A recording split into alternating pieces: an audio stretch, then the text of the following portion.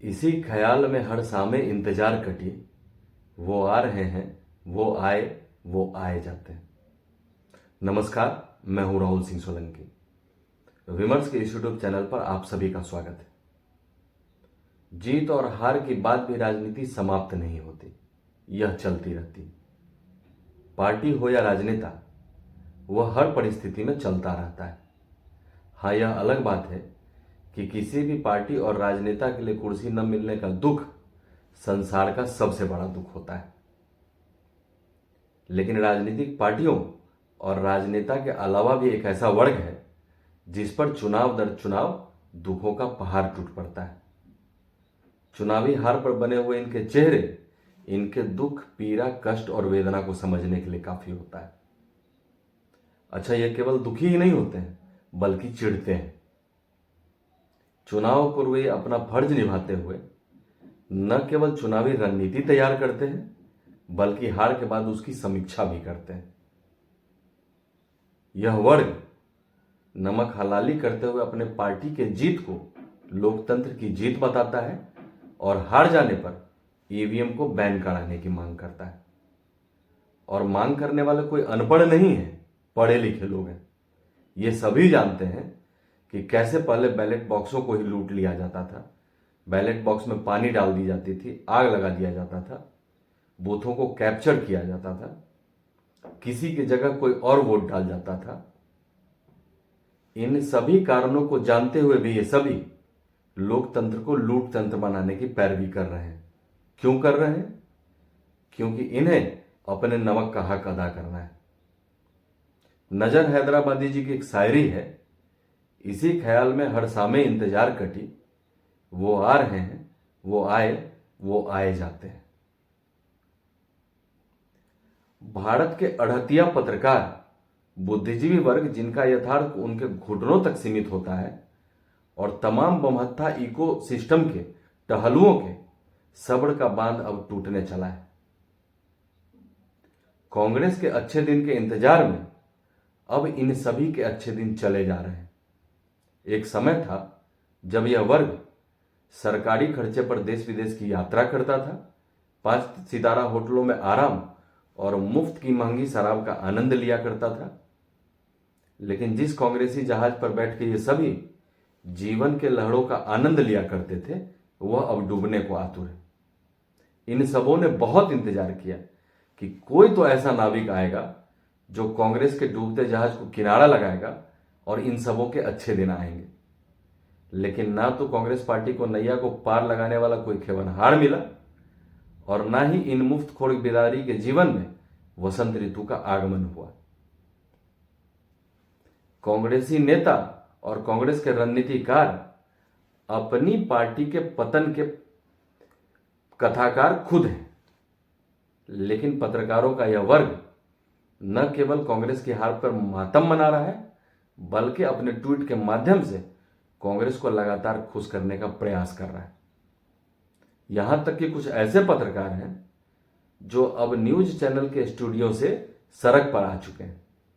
सड़क पर आने से इनकी पत्रकारिता सिर्फ प्रधानमंत्री नरेंद्र मोदी के चारों ओर सिमट कर रह गई। सुबह से लेकर शाम तक मोदी को कोसने के लिए गरे मुर्दे उखाड़ने में ये अपनी पूरी ताकत झोंक रहे हैं। लेकिन 7 दशकों तक कांग्रेस ने जो मुर्दे गाड़े हैं उन्हें वह नजर नहीं आता। सच्चाई यह है कि कांग्रेस की हार से जितने कांग्रेस पार्टी के नेता दुखी नहीं है, उससे कहीं ज्यादा दुखी तो ये पत्रकार नजर आते हैं। जिस प्रकार ये एग्जिट पोल पर उत्साहित होकर वो आ रहे हैं, वो आए चिल्ला रहे थे, फिर जिस प्रकार परिणामों में वो आए जाते हैं होने के बाद जितना भड़ास इन्होंने ईवीएम पर निकाला है, अब इनका हृदय विदारक दुख देखा नहीं जाता।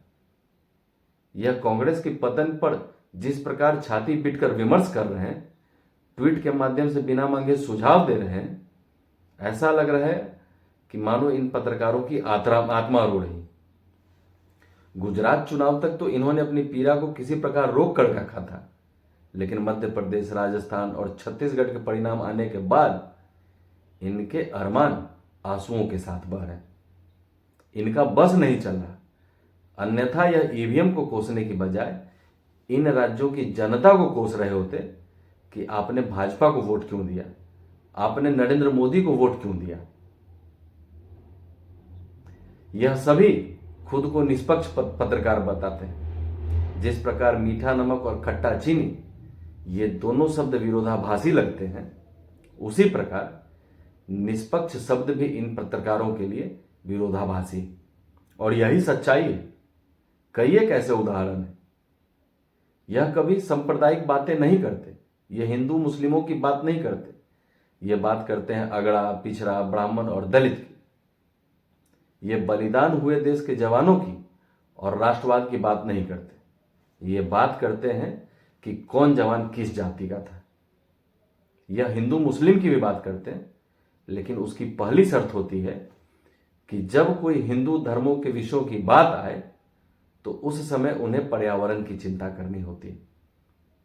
इन्हें दीपावली में पर्यावरण की चिंता करनी होती है और होली में पानी की। विरोधाभास देखिए कि ये टुंडे कबाब को लोगों का रोजगार बता सकते हैं, लेकिन पकौड़ा तलना इनके लिए मजाक है। क्यों? क्योंकि पकौड़ा तलने वाला बयान नरेंद्र मोदी का है। या फिर इनके लिए कबाब सेक्युलर है और पकौड़ा कम्युनल। इसलिए ये कबाब बेचने को तो रोजगार मानते हैं, लेकिन पकौड़ा बेचना इनके लिए एक व्यंग्य है। तो इस एजेंडाधारी वर्ग की इतनी खूबी है कि बताते बताते आदमी का गला सूख जाए। तो कुल मिलाकर इनके दुख, पीड़ा, कष्ट और वेदना की कारक कांग्रेस पार्टी। कांग्रेस के अच्छे दिन आएंगे तभी इनके अच्छे दिन आएंगे। कल एक भाई ने पूछा कि अधिकतर पत्रकार नरेंद्र मोदी को नापसंद क्यों करते हैं।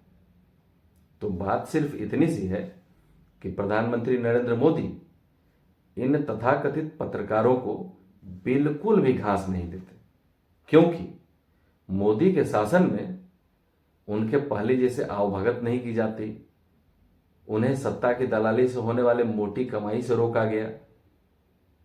कांग्रेस के समय में इनका पालन पोषण पीएमओ करता था, विदेशी दौरा, बड़े होटलों के दर्शन और सारे सरकारी कार्यों की दलाली। और मोदी के कार्यकाल में यह सब बंद है, तो मोदी से नाराजगी होना तो लाजमी है। कांग्रेस के समय में दरबारी पत्रकारों का खूब बोलबाला था। उस समय सत्ता के महिमा मंडन करने में पत्रकारिता के सारे उसूलों को तिलांजलि दी जाती थी। आज के ये एजेंडाधारी पत्रकार उस समय खबरों के न्याय से ज्यादा अपने लिए सुविधाएं हासिल करना और अपने राजनीतिक संरक्षकों को खुश करना इनके लिए ज्यादा महत्वपूर्ण था। उस समय की केंद्र की सरकार भी या केंद्र के अधीनस्थ राज्यों की सरकार भी इस वर्ग को हर प्रकार की सुविधा उपलब्ध कराती थी। तो आज ये सभी अपने नमक का हक अदा कर रहे हैं। सच्चाई यह है कि मोदी राज में हाशिए पर पड़े ये पत्रकार पत्रकारिता की आड़ में कांग्रेस की डूबती नैया को अपने कंधे पर रखकर पार लगाने की कोशिश कर रहे हैं। तो आज के लिए इतना ही। फिर मिलते हैं अगले अंक में किसी और विषय के साथ। तब तक के लिए इजाजत दीजिए। नमस्कार।